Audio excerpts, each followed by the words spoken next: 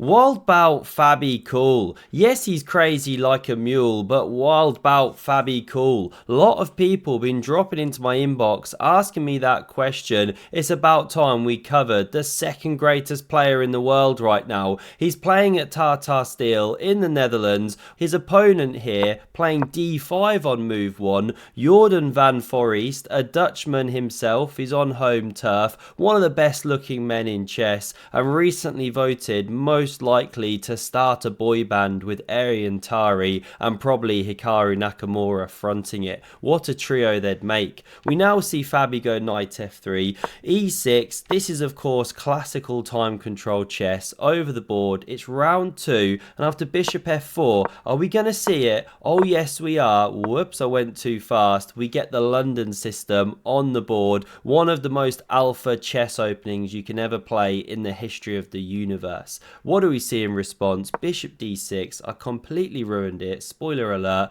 And now Fabi drops back with the bishop, and you don't really want to be taking on g3 because you open the h-file. But more importantly, why did someone just spill a tin of paint all over the board? Well, usually I'm having to write out some outlandish moves or draw some on the board, let's say. But here, Jorden does it for me. He plays knight h6. What a stinky knight development. I mean, that's normally a boo-boo to put it on the edge of the board, right? What's he got planned? Mushrooms. I guess headed in this way, but pretty weird. Fabi goes bishop d3. We get castles. Knight bd2 and b6 now played. Yes, it sets up the old boomerang pawn structure, always comes back around to you, but more importantly, prepares to fianchetto the bishop. We assume. Some people go nuts, they do it with the rook. Fabi goes queen e2, that's cool AF, cool as Fabi, and after bishop b7, the brie and cheddar, we get takes on c5, pawn recaptures. You're usually well advised to capture towards the center, and e4 strikes in the center. And I was really curious at this moment because white stands a little better, just over a pawn, basically level. But what if the knight was on f6? So I decided to set it up right, gone full Hikaru mode, setting up a position. Let's get back to it. We're now in the same position, but with the knight here instead of here. Well, now black's got this move available, and long story short, black is marginally better. Not that then Fabi would have played this way, but it's curious how this one piece placement can ruin the evaluation. So rook b8 was played instead, going for the attack on the b2 pawn, half open file, and now this is a great way to get your self-esteem battered. You think you play a nice game, then analyze it with an engine, it will make you feel stupid. Best move here, apparently covering the pawn or some kind of rook move. But Fabi closes the position, not loved by stock sushi.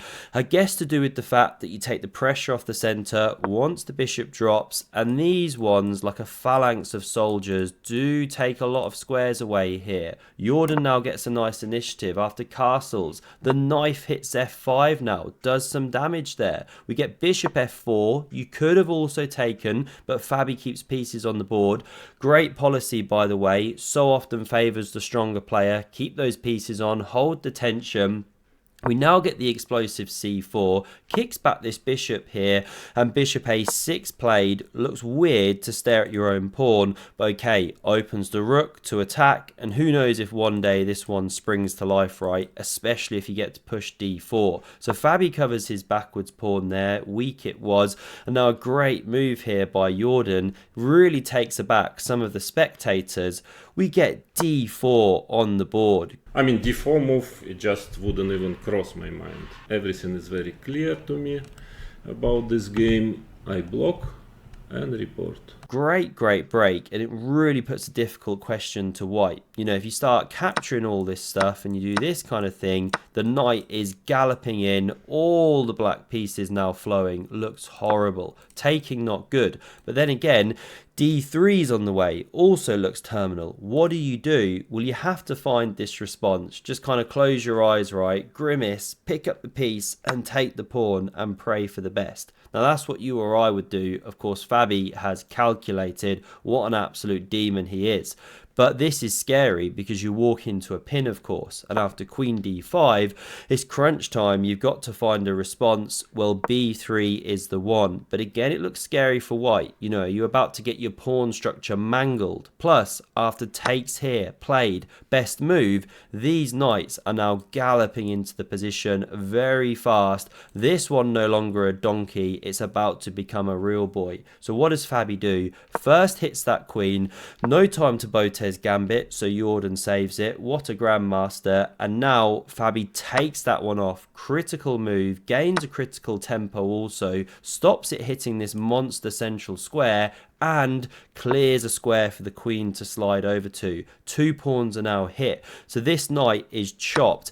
And again, you have to tiptoe carefully. You know, if pawn takes, the queen's recapturing, you're holding the c-pawn, it's really, really bad.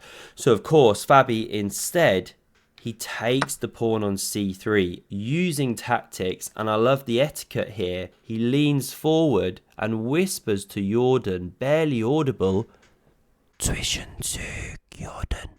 And that's what the top grandmasters do very often over the board, to let the opponent know it's an in-between move. That's what Zwischenzug means in German, although my pronunciation's always a bit dodgy. And the idea is, of course, you can't move the bishop or the queen drops, so you're not going to lose that piece. You're going to win it back. Whoops. Best move, though, here, by far, is queen b4. Jorden sees the idea, executes it in the wrong order, because now you get a line like this, the queens come off. What's the critical difference between this and the game? We're in the back cave here. Well, you can play the usually stinky pawn f6. Why is it good here? There's a pin, so you can't take. Therefore, there's huge pressure on the pawn. It's very uncomfortable. Now, white's a pawn ahead, don't forget. So this is only kind of equalising the game. It's level, according to Ival Barovic, but that was the way to go. Let's compare this to the game. Bishop b6 is played. Is he really a grandmaster or a very naughty boy? That is imprecise, because now, after takes, bishop e3, queen b4 now takes. You know, you had to, of course, move the queen first. It was attacked, and your bishop's back here now. This has favoured white. We get the whole same line, but the bishops leave the board. Yes, you're left with a structure that only a mother could love, but at the end of the day, you're a clean pawn ahead, and there's some huge outposts now for knight and rooks, everything. So h6 is played, not a nice move. g6 far better to protect the pawn as well as give luft. Okay, maybe something about knight g5 making Jorden uncomfortable. Maybe he wants to expand one day with g5. So he does this one. Rook b5, good move. You know, if you take, not fun. Pawn captures, tempo picked up, a4 coming, rook invading, blah, blah. So instead we see this rook f to c8, you know, given the miss there or mistake. a6 better apparently. Rook b3, then rook to c8. It's subtle stuff. This was played, but it allows king f2. Now king f8. Also a mistake, but we won't pause. We'll keep going. The rook invades like a bone in the throat. The knight backpedals back miserably. It does open the pressure on the c-pawn, of course, but are you really threatening? Because there's always this tension here, so you can't really move the rook. And if you take, the pawn's recapturing. Then it can be supported, blah, blah, blah. Black's in a real bind, but not the good kind, like what you do when you're making a batter. Lovely bind with the eggs. We now see knight d4, pressures the pawn, defended, but look at this. Simple gravy, takes on b8, rook recaptures, and the c-pawn advances, and it's just curtains. Knight b7 attacks those two. You could even here move the king or something, give an exchange, connect the pawns. Those are deadly, but Fabi does the best move. Now knight d8 back. The pawn advances anyway, supported by the knight. And this forced resignation from Jorden van Forest, move 34, because say you do rook c8 or something, well, it's just absolute paralysis after rook d6. I mean, let's imagine if nothing in the position changed, all else fails, you just march the king all the way in, and then, I don't know, you feel like something bad's about to happen. e6 one day, or somehow push a pawn, whatever it might be, black is very soon dead. Not premature. Great game by Fabi, not the strongest by Jorden, but you got to target these weaker guys. Hope you enjoyed. Have a look at the video on screen for another epic game of chess. Do subscribe, really helps my self-esteem, and I hope to see you again soon. Cheers.